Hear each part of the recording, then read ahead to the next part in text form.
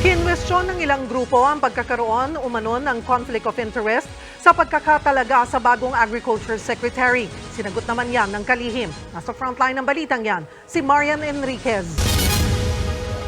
A new setup. Kilalang negosyante sa fisheries sector si Secretary Francisco Tiu Laurel bago siya itinalaga ni Pangulong Bongbong Marcos bilang kalihim ng Department of Agriculture.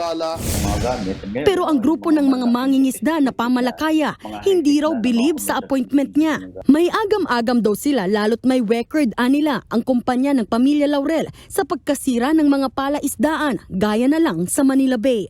Prevel po ay isa sa pinakamalaking kumpanya ng commercial fishing vessel sa ating bansa.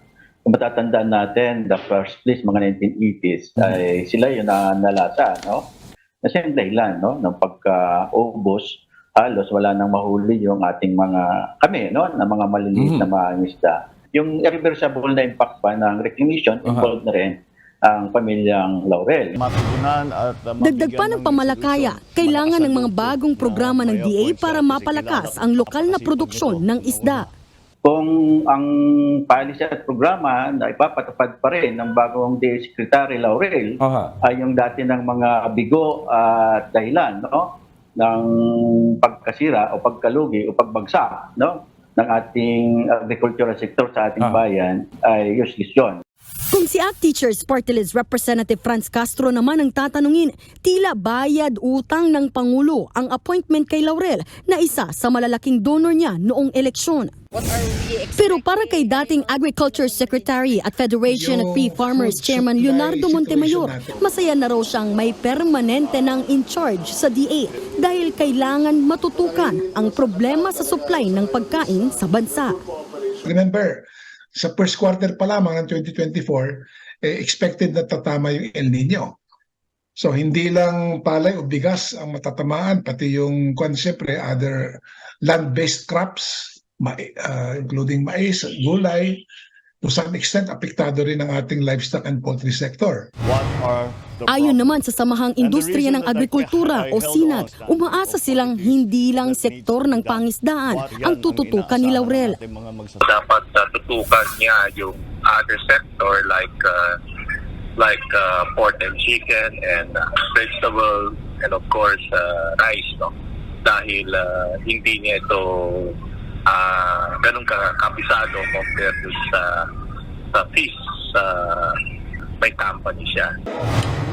Sa unang araw naman niya bilang kalihim kanina, dumiretso agad sa kanyang opisina sa Quezon City si Secretary Laurel galing sa palasyo. Kamusta, sir? How do you feel? Weird. Ha? Hello, sir. Overwhelmed. Namimitingin ko muna yung mga taga-DA.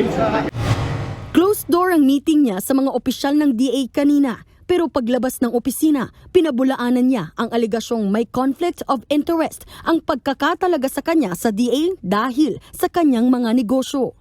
Sir, comments po sa criticisms po na baka may conflict of interest po sa pagkakatalaga po sa inyo bilang secretary. Well, nag-divest na ako actually. Hindi na rin muna niya isinapubliko ang detalye ng pinag-usapan sa una niyang meeting sa DA. Pero nakatakda raw siyang sagutin ang ilang issue at ilatag ang mga plano niya sa kagawaran sa Lunes. Nagbabalita mula sa Frontline, Marian Enriquez, News 5. Mga kapatid, Lucy Cruz Valdez po, maging maalam at may pakialam sa mga napapanahong balita sa bansa. Tumutok at mag-subscribe sa News 5 social media pages.